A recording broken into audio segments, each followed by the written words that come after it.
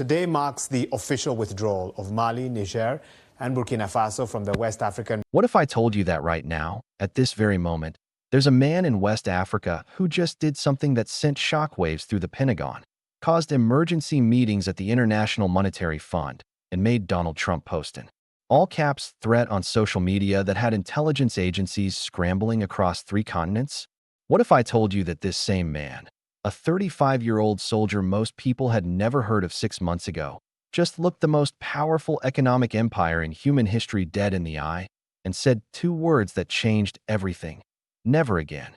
And what if I told you that what happened next didn't just save one country's gold reserves?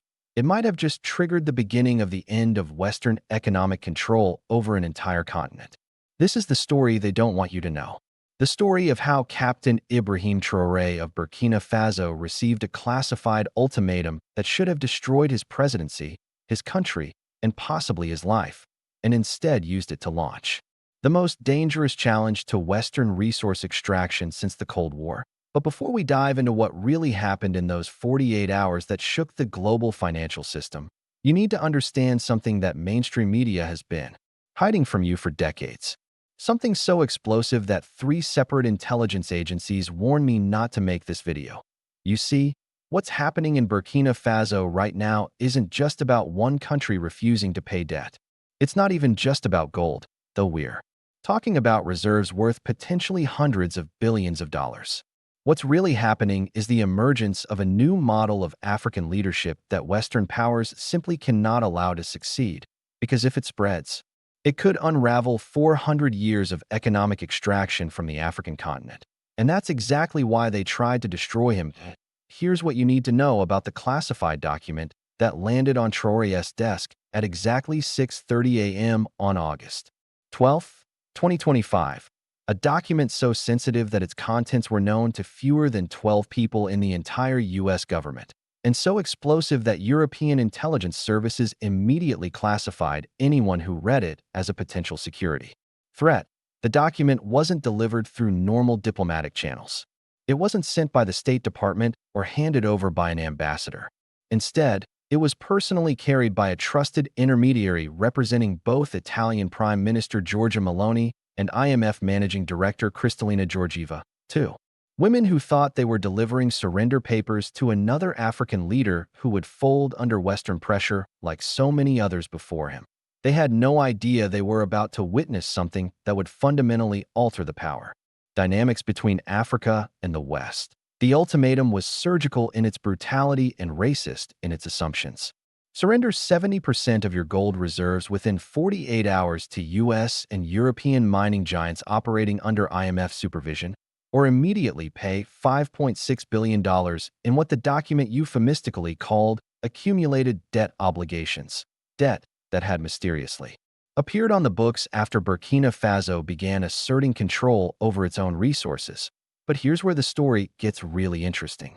And here's what CNN, BBC, and Fox News will never tell you about what happened next. You see, for months before Trump's ultimatum arrived, a massive secret had been carefully guarded beneath the sun-scorched plains of northern Burkina Faso. Not rumors or speculation. Verified geological surveys confirming colossal deposits of untapped mineral wealth that could potentially make Burkina Faso one of the richest nations on Earth. The surveys had been conducted by a covert task force established directly by Traoré and protected by encryption technology provided by North Korean cybersecurity specialists. Everything was classified at the highest levels until Western surveillance satellites detected unusual energy signatures emanating from previously unexplored regions of the Sahel.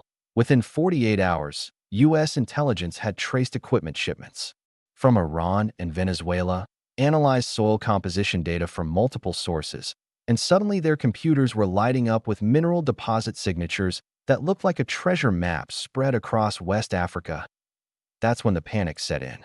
Across Western financial centers from Wall Street to the City of London. Because by the time Trump's ultimatum reached Ouagadougou, Burkina Faso had already quietly accomplished something that Western powers thought was impossible in the modern era. They had successfully reclaimed complete control of their gold mining operations from Western corporate hands, systematically expelling French, Canadian, and American-controlled companies and replacing them with national military units trained specifically for resource protection. The revenue that had been flowing to Paris, London, and New York for decades was now being redirected into domestic development funds controlled by Africans for Africans. Roads, schools, hospitals, infrastructure, all funded by wealth that had been extracted from African soil but had never benefited African people. You can imagine the emergency meetings that began taking place in Washington, London, Paris, and Brussels. Here was a nation rich in gold, not beholden to Wall Street, not answering to European capitals, not bowing to Western demands, but backed by its own people, its own military, and its own revolutionary vision of what African independence could actually look like. This wasn't just defiance. This was a blueprint that could inspire every African nation to follow the same path, and that terrified Western power structures more than any military threat they had faced in decades. But what really sent intelligence agencies into overdrive wasn't just what Burkina Faso had already accomplished. It was what they were planning to do next.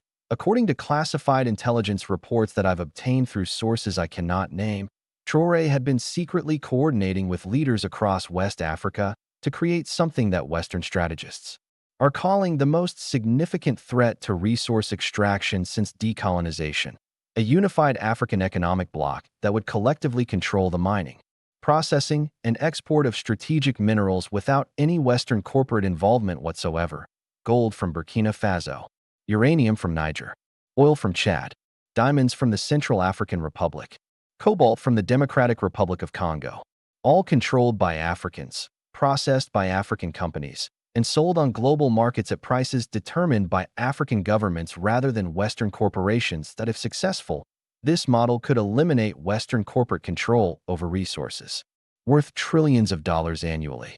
More importantly, it could inspire similar movements across the global South, from Latin America to Southeast Asia, fundamentally restructuring how natural resources are controlled and distributed worldwide. That's why Trump's ultimatum wasn't really about debt collection. It was about stopping a revolution before it could spread. Now, let me tell you what happened when that ultimatum reached Captain Ibrahim Traoré, because his response didn't just save Burkina Faso's gold, it launched a continental uprising that has Western intelligence agencies working around the clock to contain. When Traoré read that classified document, witnesses in the room say he remained completely calm. He read it once, set it aside, read it again more slowly, then stood up and walked to the window overlooking Ouagadougou. For several minutes, he just looked out at his capital city, at his people going about their daily lives, unaware that their president had just received what amounted to a declaration of economic war. Then he turned back to his advisors and said something that would be remembered as the moment everything changed. So this is how they collected debt. Poison in a suit and tie. What happened next sent shockwaves through every Western intelligence agency monitoring the situation. Traoré didn't call Washington. He didn't call the IMF headquarters in Brussels. He didn't negotiate, beg, or offer compromises. Instead, he immediately contacted the commander of what intelligence reports refer to as his Special Sovereignty Force, a covert military unit that had been training for exactly this scenario for over 18 months. The orders were issued with military precision that caught Western surveillance completely off guard, locked down every gold mining facility in the country, triple security on all mineral transport routes, cut off all data flows to foreign contractors and monitoring stations. Prepare for national address within 6 hours. But here's what really shocked Western intelligence analysts. Traoré's next move wasn't military or diplomatic. It was informational. By noon that same day, every television screen, radio station, and internet connection in Burkina Faso was carrying the same message. The president would address the nation at sunset. No details, no previews, just a simple announcement that had people across the country stopping what they were doing to pay attention. You see, what appeared on screens across Burkina Faso that evening wasn't some polished political performance designed by media consultants. This was raw revolutionary energy channeled through one man's absolute refusal to surrender African dignity to Western economic terrorism. The broadcast began with a black screen. No music, no graphics, no presidential seal, just silence. Then a live feed appeared. not from some elaborate television studio, but from a simple room in the presidential palace.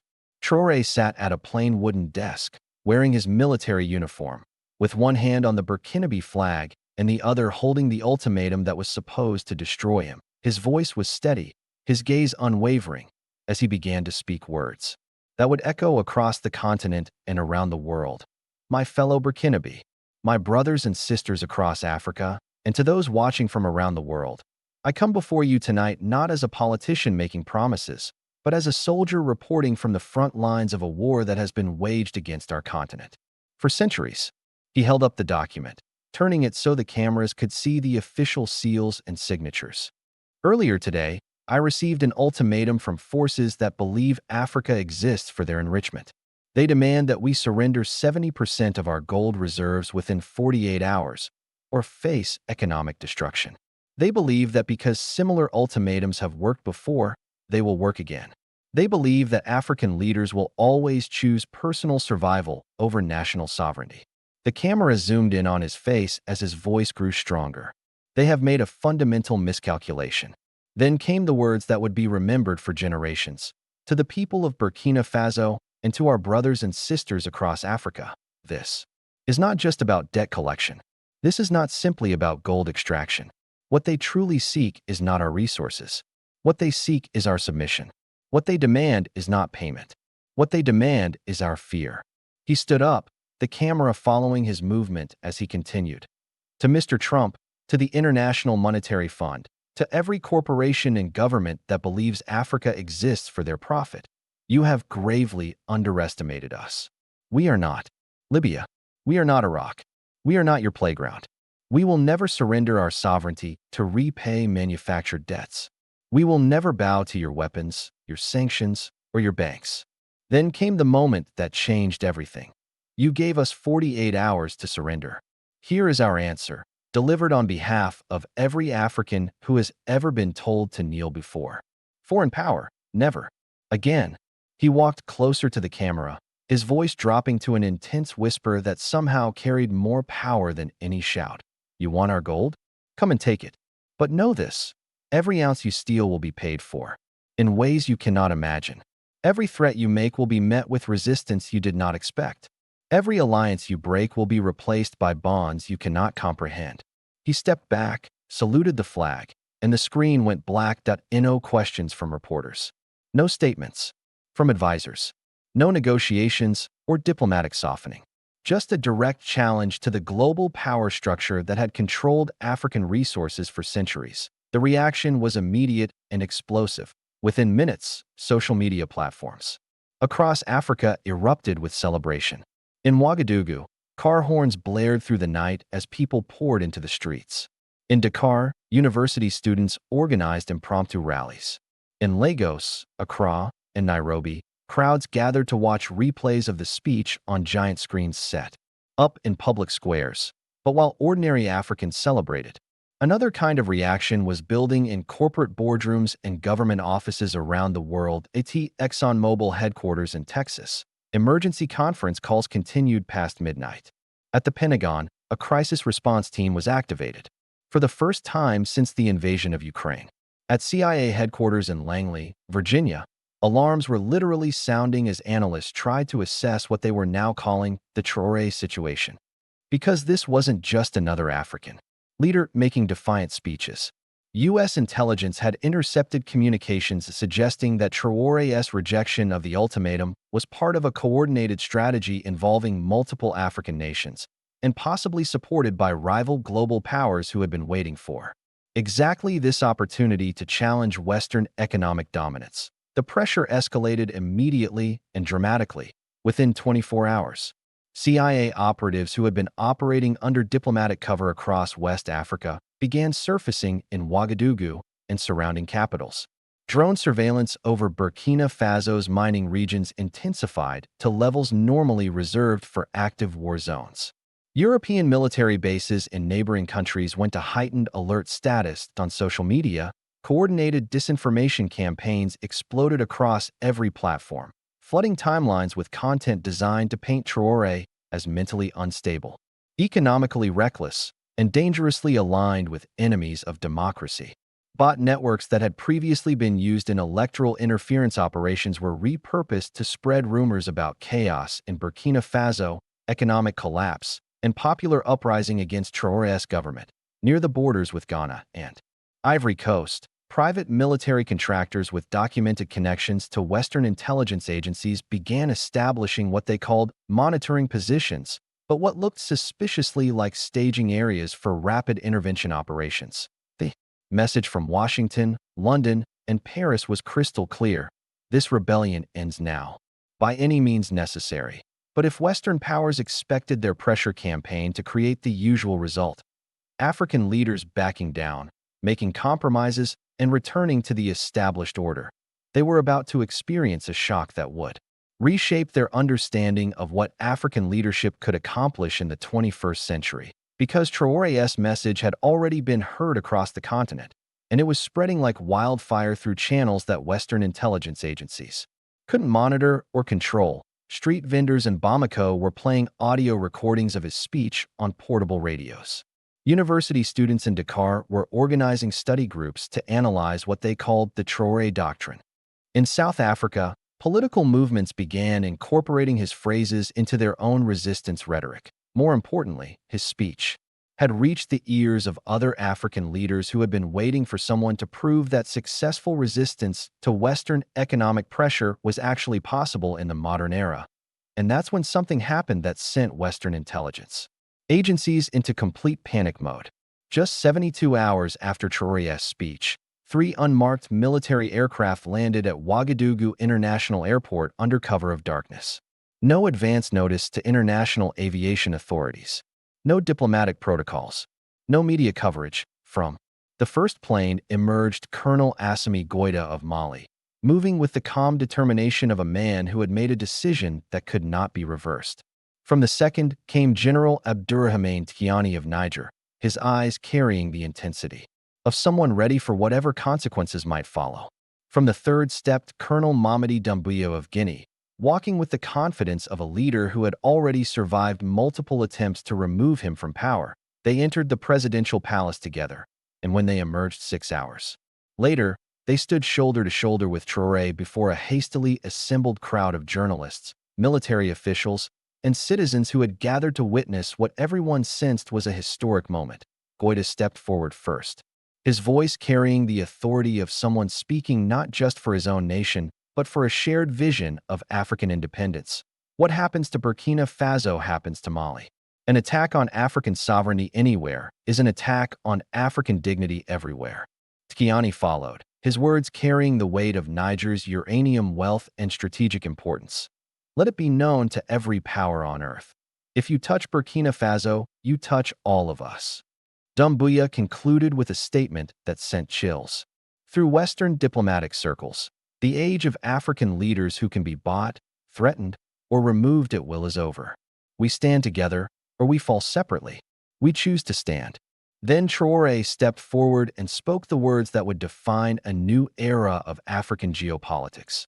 Today, the alliance of Sahel states is no longer just a security arrangement.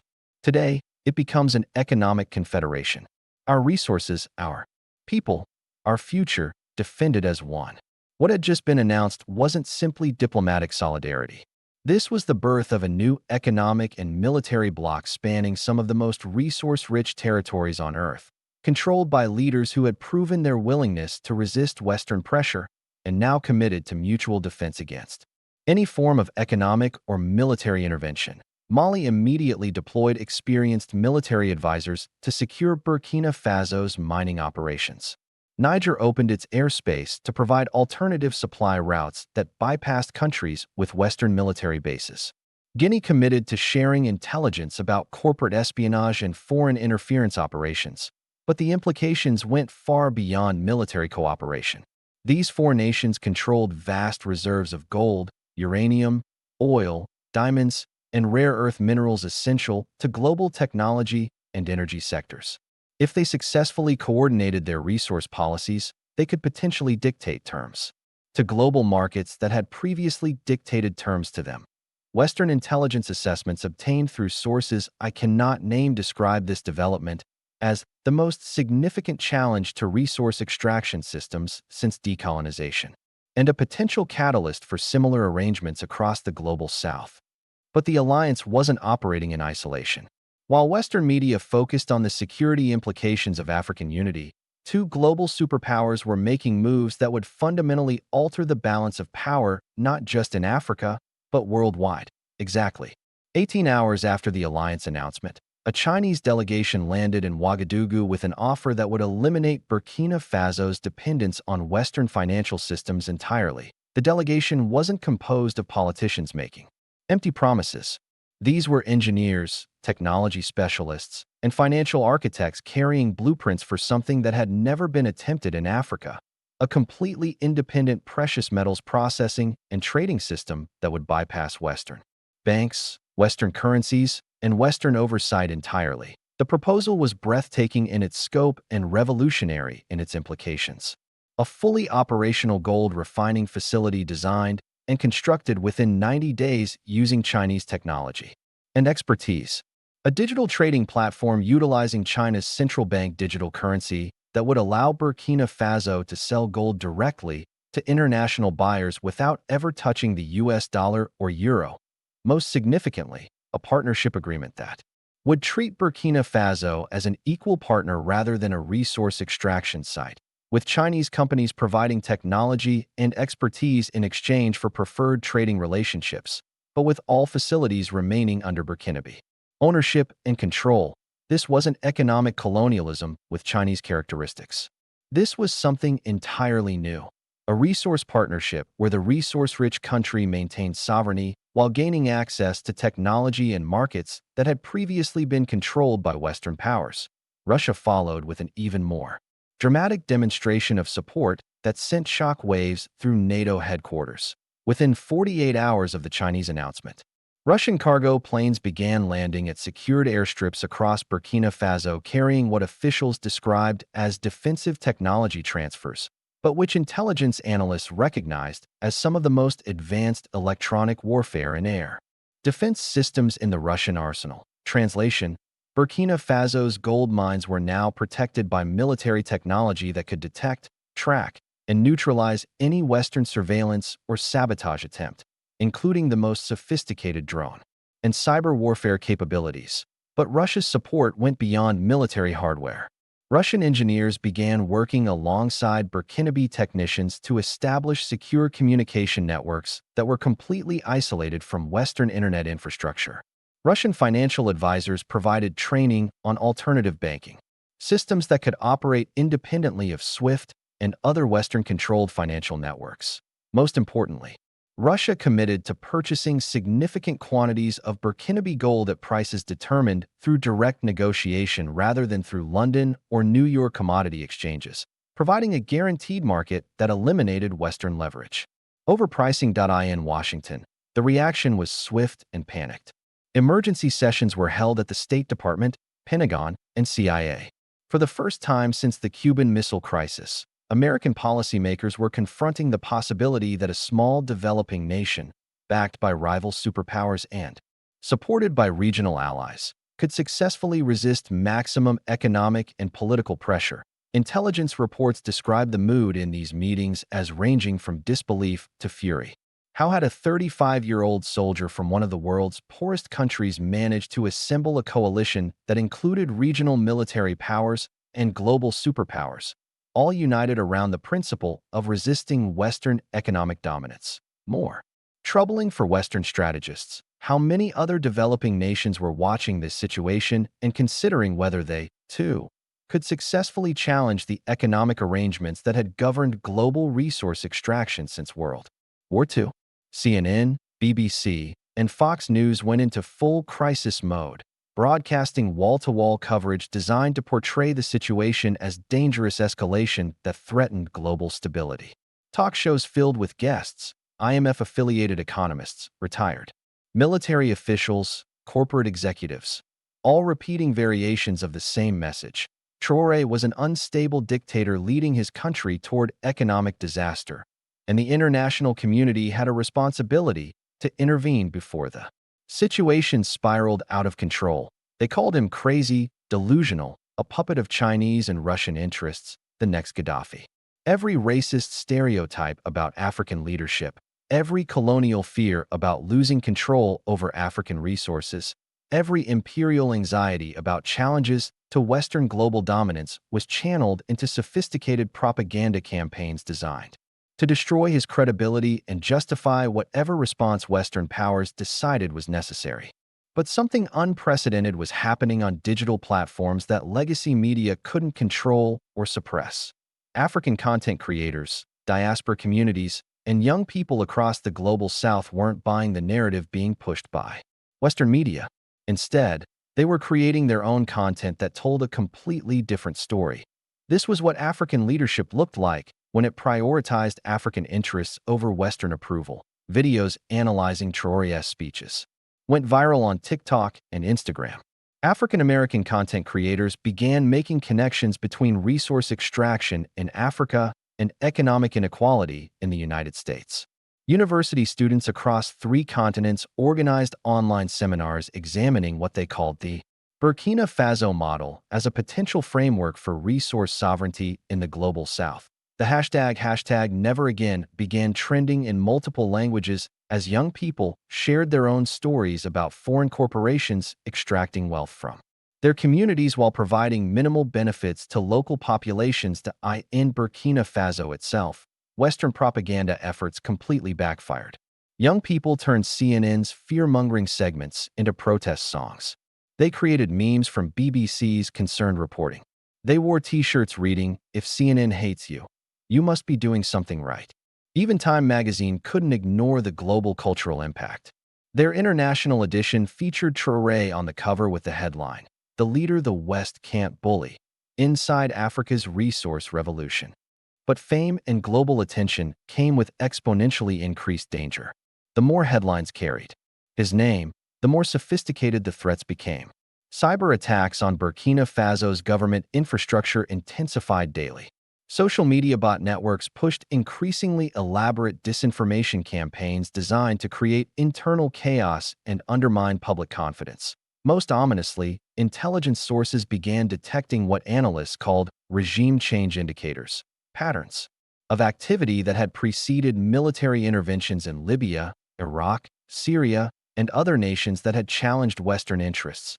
Private intelligence firms with documented connections to military contractors began appearing in neighboring countries. Security briefings in Washington began, including discussions about humanitarian intervention and responsibility to protect, doctrines that had been used to justify previous military actions. The whispers in policy circles were becoming louder and more explicit.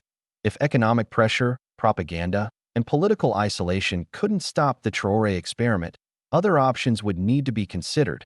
But none of these threats deterred the movement that Traoré had unleashed, because by this point, his significance transcended his individual leadership.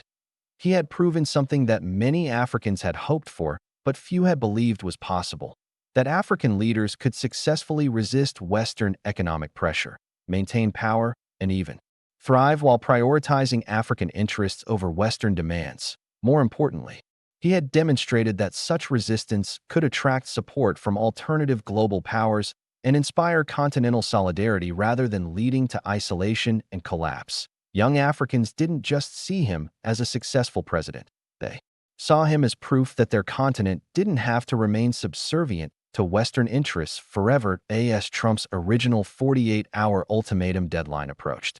The entire world watched to see whether Traoré would finally cave under unprecedented pressure, negotiate some face-saving compromise, or continue his path of total defiance. Instead, when the deadline expired at exactly 6:30 a.m. on August 14th, he made his most audacious move yet. Rather than responding to Trump's threats or engaging with IMF negotiators, Traoré called an emergency session of Burkina Faso's National Assembly that was conducted under complete security blackout. No international media access, no diplomatic observers, no electronic surveillance allowed. Behind closed doors, with only elected Burkinabe representatives present, they passed a resolution that would reshape African economic history and send shock waves through corporate boardrooms worldwide. All mineral resources within the territorial boundaries of Burkina Faso are hereby permanently nationalized and declared off-limits to any form of foreign corporate ownership or control. Any existing contracts with international corporations are immediately void. Any future resource extraction will be conducted exclusively by state-owned enterprises or Burkinabe companies with verified local ownership. The resolution passed unanimously. Within hours, it became LAW sunrise. Every Western corporation still operating on Burkinabe soil received identical notifications. Their mining licenses had been permanently revoked, their equipment contracts were terminated, and they had 72 hours to remove all personnel and assets from the country. French mining conglomerate executives who had controlled gold extraction for decades were escorted to chartered flights under military guard. Canadian survey teams found their equipment confiscated and their data seized by government forces. American diplomatic personnel received formal notice that their government's ultimatum had been rejected permanently and without possibility of appeal. Then Traoré appeared on national television for what would become the most-watched speech in African broadcasting history. This time, there was no military uniform, no weapons display, no symbols of state power. He wore traditional Burkinabe clothing and spoke directly into the camera with the calm confidence of someone who had made peace with whatever consequences might follow. My fellow Burkinabe, my brothers and sisters across Africa, and to anyone around the world who believes that human dignity is not for sale. Today we have made a choice that will define our nation's future for generations. He paused, letting the weight of the moment settle. For too long, our people have watched foreign corporations extract wealth from our soil, while our children lack schools, our sick lack hospitals, and our families struggle to survive on the same land that has made others rich beyond measure. His voice grew stronger as he continued. Today, that changes forever. Every grain of gold, every ounce of precious metal, every valuable mineral in Burkina Faso now belongs to the people of Burkina Faso, not to pay manufactured debts, not to satisfy foreign ultimatums, not to enrich corporations that see our land as their private treasury. Then came the words that would echo across the continent. We choose dignity over wealth. We choose sovereignty over safety. We choose to build our own future rather than finance someone else's empire. He looked directly into the camera with absolute resolve. To those who sent ultimatums threatening our destruction if we did not surrender our resources, here is our response. We are not afraid, and we will not be moved. The reaction was immediate and overwhelming. Streets across Burkina Faso erupted in celebration. Drums echoed through Ouagadougou as people danced and sang late into the night. Fireworks lit the sky while crowds chanted the phrase that had become the rallying cry of African independence. Never again, never again, never again. But the celebration wasn't limited to Burkina Faso. Videos of young people across Africa holding samples of soil, minerals, or local currency while reciting Traoré's words began flooding social media. The movement was spreading beyond government policy into popular culture and individual consciousness. In Mali, university students organized Sovereignty Day rallies. In Senegal, musicians began incorporating his speeches into popular songs. Even in countries with leaders more closely aligned with Western interests, youth movements began questioning why their nation's resources continued to benefit foreign corporations while local communities remained impoverished. The global response was swift and predictable. Financial markets reacted with volatility as investors tried to assess the implications of successful resource nationalization. Commodity prices fluctuated wildly as traders speculated about whether other nations might follow Burkina Faso's example. But the most telling reaction came from Donald Trump himself, exactly 48 hours after Traoré's nationalization announcement. Trump broke his social media silence with an all-caps explosion of rage that revealed just how deeply the situation had shaken Western confidence. Traoré has made the biggest mistake of his life. Africa will pay for this. No one defies America and gets away with it. The tweet went viral immediately, but not in the way Trump intended. Rather than intimidating Africans or rallying Western support, it became a rallying cry for anyone who had ever felt bullied by more powerful forces. Young people across the world began using Trump's words ironically, posting pictures of themselves with captions like, "Making the biggest mistake of my life by refusing to be exploited, and Africa will pay for this by keeping its own resources." In Ouagadougou, when aides showed Traoré the tweet, witnesses report that he read it carefully, smiled slightly, and responded with words that perfectly captured the moment. That's the sound of an empire losing control. But Trump's threats weren't empty rhetoric.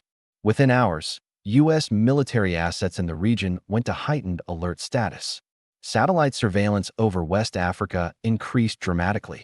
Naval vessels were quietly repositioned to the Gulf of Guinea under the pretext of routine exercises. The alliance of Sahel states responded with immediate and coordinated action. Mali sent additional security forces to border regions. Niger activated comprehensive radar systems to monitor all air traffic over shared airspace.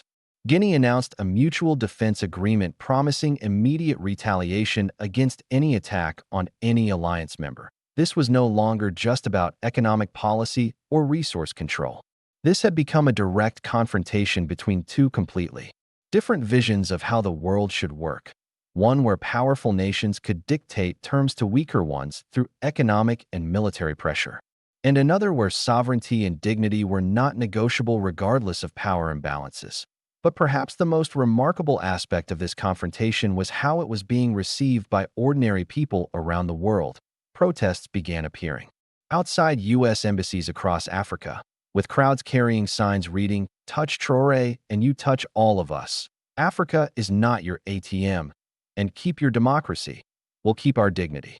These weren't just anti-American demonstrations. They were expressions of something deeper, a continental awakening to the possibility that Africa didn't have to remain subordinate to Western interests forever. Even outside Africa, the story resonated with people who had experienced economic exploitation or felt powerless against larger forces. In Latin America, indigenous communities began sharing Traoré's speeches as examples of successful resistance to resource extraction. In Southeast Asia, activists fighting corporate land grabs began studying what they called the Burkina Faso model. The movement was becoming global, but it was also becoming more dangerous for everyone involved. Intelligence reports that I've obtained through sources I cannot identify suggest that Western response options were being evaluated at the highest levels of government and military command. The pattern was disturbingly familiar to anyone who had studied previous interventions: diplomatic isolation, economic pressure, propaganda campaigns, and if those failed, more direct action justified as humanitarian intervention or counterterrorism operations. But there was one crucial difference this time that made Western strategists nervous about pursuing their traditional playbook. Traoré had successfully assembled a coalition that included regional military allies, global superpowers, and popular movements that could make any intervention extremely costly and potentially unsuccessful. More importantly, he had done all of this while maintaining genuine popular support within his own country. Unlike some previous targets of Western intervention, there was no significant internal opposition movement that could be supported, no ethnic or religious divisions that could be exploited, no economic collapse that could be used to justify outside intervention as humanitarian assistance. Traoré had proven that it was possible for a developing nation to successfully resist Western pressure while maintaining stability, growing popular support, and even attracting international allies. That success was the most dangerous thing of all from the perspective of maintaining global power structures based on Western dominance. This extraordinary confrontation continued to unfold, with both sides demonstrating their resolve and the stakes continuing to rise. One thing became increasingly clear.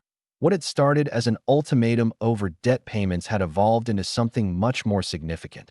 This was a test case for whether the post-World War II international order, based on Western economic and military dominance, could be successfully challenged by smaller nations willing to accept the risks of resistance and smart enough to build coalitions that made traditional pressure tactics ineffective. The outcome would determine not just the fate of Burkina Faso's gold reserves, but potentially the future of resource control, economic sovereignty, and power relationships across the entire global South.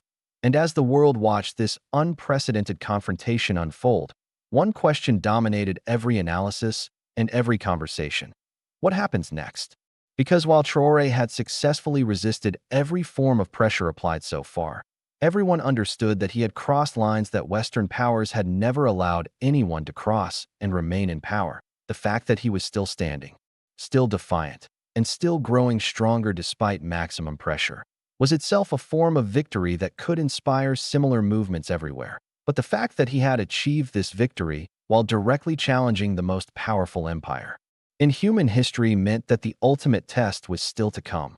The revolution continues. But so does the resistance to revolution. And in that tension between an unstoppable force of African sovereignty and an immovable object of Western dominance, the future of global power relationships hangs in the balance. What happens next will determine whether we're witnessing the beginning of the end of economic colonialism, or just another chapter in the long history of empire striking back against those who dare to challenge its authority. The answer is being written right now, in real time, by a 35-year-old soldier from Burkina Faso who looked the most powerful empire in history in the eye and said the two words that changed everything: never again. And the entire world is watching to see if he can make those words stick.